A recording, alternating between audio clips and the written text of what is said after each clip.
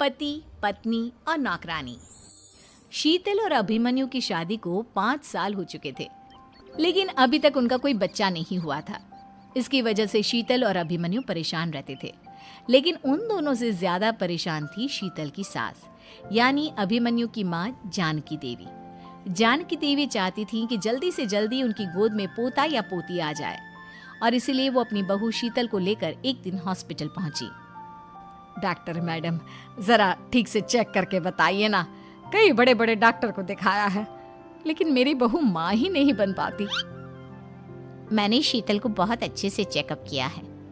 देखिए, बात यह है कि शीतल के अंदर माँ बनने की कैपेसिटी नहीं है। ये आप क्या कह रही हैं डॉक्टर साहब? कोई तो इलाज होगा ना, कोई दवाई दे दीजिए। देखिए, कुछ प्रॉब्लम ऐसी होती है जिनका कोई ट्रीटमेंट नहीं होता। आई एम सॉरी टू से, लेकिन शीतल कभी माँ नहीं बन सकती, क्योंकि उसके यूट्रस में अंदर से ही कुछ प्रॉब्लम है। घर आने के बाद क्या हुआ माँ? कहाँ लेकर गई थी आप शीतल को? अरे कहाँ लेकर जाती, डॉक्टर मैडम के पास ले गई थी, लेकिन तेरी बीवी तो कभी माँ बन ही नहीं सकती। मम्मी जी, इसमें मेरी क्या गलती? अगर अंदर से कोई प्रॉब्लम है तो उसमें मैं भी कुछ नहीं कर सकती। जानती हूँ, ये बात डॉक्टर के मुंह से सुन चुकी हूँ। अब दोबारा मेरे सामने इस बात का गाना मत गा। अरे माँ, परेशान होने की जरूरत नहीं है, हम सोचते हैं ना कुछ। अरे क्या सोचेगा तू? जब डॉक्टर कह चुका है कि तेरी बीवी माँ नहीं बन सकती, तो बता क्या सोचेगा तू? कहाँ से लाएगा बच्चा? माँ, ये तो मैं भी नहीं जानता। अभिमन्यु, क्यों ना हम अनाथ आश्रम से एक बच्चा गोद ले आए? क्या फर्क पड़ता है बच्चा हमारा हो या गोद लिया हुआ? हाय, बड़ी बातें बनाने वाली। क्या फर्क पड़ता है? अरे क्यों फर्क नहीं पड़ता? मुझे इस वंश को आगे बढ़ाने के लिए मेरे बेटे का खून चाहिए, किसी दूसरे का नहीं। लेकिन माँ, आप जानती हैं कि ये अब पॉसिबल नहीं है। मैं कुछ नहीं जानती। मैं किसी पराये की औलाद को इस घर में अपना पोता या पोती बन के बढ़ता हुआ नहीं देख सकती।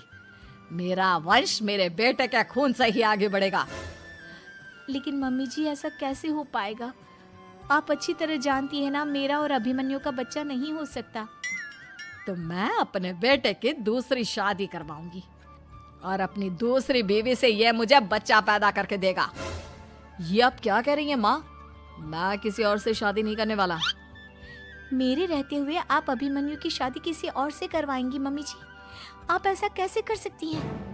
तू बस देखती जा बहू, मैं ऐसा कैसे कर सकती हूँ। कुछ दिनों के बाद, अभिमन्यु, मैंने तेरे लिए लड़की ढूंढ ली है। माँ, मैं आपको कितनी बार समझाऊं, मुझे किसी से शादी नहीं करनी है। पहले मेरी बात सुन। ये जो चमेली है ना, हमारे घर में काम करने आती है, वो तुझसे शादी करने के लिए तैयार है। मम्मी जी, आप अभिमन्यु की शादी एक नौकरानी के साथ करवाएंगी?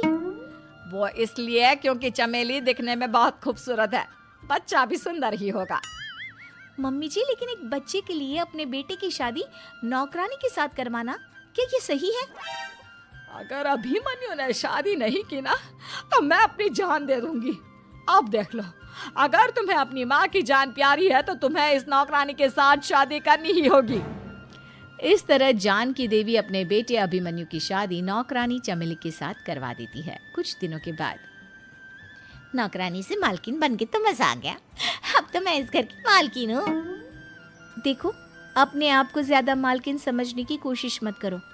एक बार तुम्हारा और अभिमन्यु का बच्चा इस दुनिया में आ जाए, उसके बाद तुम इस घर से हमेशा के लिए चली जाना। अरे जाओ जाओ, किसी और के आगे बातें बनाना। एक बच्चा तो पैदा नहीं कर सकी, बढ़िया आई। जाओ, जाकर मेरे लिए कॉफी बना कर लाओ।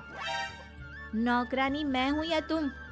मम्मी जी, देखिए ना शीतल मुझसे किस तरह से बात कर रही है। शीतल, तुम्हें पता है ना चमेली प्रेग्नेंट है, मेरे बेटे के बच्चे की माँ बनने वाली है। वो जैसा कहती है वैसा करो। लेकिन मम्मी जी, वो मुझे नौकरों की तरह ट्रीट कर रही है। अरे तो करेगी ना, वैसे भी बहू तुम हो किस काम की? एक बच्चा तो पैदा नहीं कर सकती। जाओ, अब घर के सारे काम करो और चमेली को आराम करने दो। थैंक यू मम्मी जी, भगवान आपका भला करे। आप नहीं होती तो मैं नौकरानी से महारानी कैसे बनती? देखो, तुम्हें जो चाहिए सब मिलेगा। खूब खाओ पियो, मजे की जिंदगी जियो, लेकिन बस मुझे एक बच्चा पैदा करके दे दो। कुछ दिनों के बाद, मम्मी, बच्चे के लिए आपने मेरी शादी चमेली के साथ करवा तो दी, लेकिन दिन और रात का चैन मिट गया है। सारा दिन शीतल और चमेली की बहस चलती रहती है। अब शीतल को इस घर में रखने से क्या होगा? मैं तो कहती हूँ उसे घर से निकाल दो, है भी किस काम की। मैं ऐसा नहीं कर सकता माँ, वो मेरी पत्नी है, उससे बहुत प्यार करता हूँ मैं। तुम्हारी पत्नी चमेली है, चमेली, उससे प्यार करो। अरे तुम्हारे बच्चे को जन्म देने वाली है वो। अभिमन्यु, मैं खुद ही इस घर से चली जाती हूँ। वैसे भी अपने ही घर में नौकरों की तरह रहकर परेशान हो चुकी हूँ। घर की नौकरानी मेरे ऊपर हुक्म चलाती है, वो तुम्हारी पत्नी बन चुकी है। अब मेरा इस घर में क्या काम? अभिमन्यु के बार बार रोकने पर भी शीतल उस घर से चली जाती है। कुछ दिनों के बाद चमेली एक बच्चे को जन्म देती है। भगवान ने मेरी सुन ली, मेरे बेटे का घर भर गया, उसका अपना बच्चा इस दुनिया में आ गया। मम्मी जी, बच्चे को हाथ लगाने से पहले मेरी एक शर्त तो सुन लो। तुम कहना क्या चाहती हो चमेली? आपकी मम्मी को बहुत शौक था ना अपने पोते को खिलाने का। अब देखो, इस दुनिया में हर चीज की कोई ना कोई कीमत तो होती है। तुम अपनी आधी प्रॉपर्टी मेरे नाम कर दो, बच्चा तुम्हारे नाम। अरे लेकिन मैंने अपने बेटे से तुम्हारी शादी करवाई है, अब ये सौदेबाजी कहाँ से आ गई? जो औरत अपनी बहू को घर से निकाल कर एक नौकरानी के साथ अपने बेटे की शादी करवा दे, वो तो सौदेबाजी कर ही सकती है ना। उसका कैसे भरोसा कर सकते हैं? मुझे बस आप लोगों की प्रॉपर्टी चाहिए, उसके बाद ही बच्चे को आप हाथ लगा सकते हैं। मैंने कहा था ना मम्मी, आप गलत कर रही हैं। देखिए, उसका नतीजा आपके सामने है। जब शीतल को पता चलता है कि अभिमन्यु और चमेली का बच्चा दुनिया में आ गया है, तो वो अपने घर पहुंचती है। अभिमन्यु, कहाँ है आपका बच्चा? क्या मैं उसे देख सकती हूँ? कुछ भी मत पूछो शीतल, माँ की हुई एक गलती हम लोगों पर भारी पड़ रही है। वो नौकरानी अपनी औकात पर आ गई है और अब हमसे अपनी आधी प्रॉपर्टी मांग रही है, वो भी बच्चे के बदले में। एक बात कहूँ अभिमन्यु, आप उससे कुछ भी देने से मना कर दो। अरे कैसी बात कर रही हो? मेरे बेटे की औलाद है उसके पास, ऐसे कैसे मना कर दे?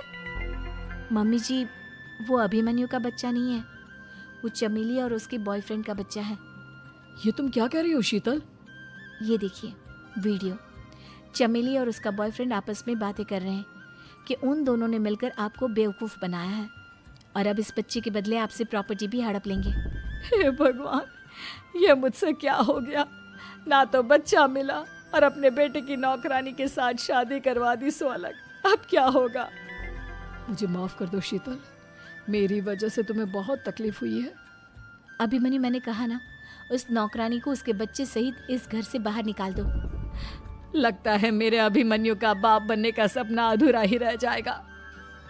अभिमन्यु, अपनी मम्मी से कहो कि परेशान ना हो। आपको याद है एक बार हम एक IVF सेंटर गए थे, मैंने फिर से वहाँ जाकर बात की थी और आपको पता है इस बार मैं प्रेग्नेंट हूँ, क्योंकि हमने वहाँ पर प्रोसीजर करवाया था जिसकी वजह से मैं प्रेग्नेंट हो गई थी और इस बात का पता मुझे बस कुछ महीने पहले ही लगा है। हमारा बच्चा इस दुनिया में आने वाला है अभिमन्यु। मुझे माफ कर दो शीतल बहू, मुझसे बहुत बड़ी गलती हो गई। कोई बात नहीं माँ, लेकिन अब हमें उस धोखेबाज नौकरानी को इस घर से बाहर निकालना है और इस घर की मालकिन को वापस घर लाना है, वो भी अपने बच्चे के साथ।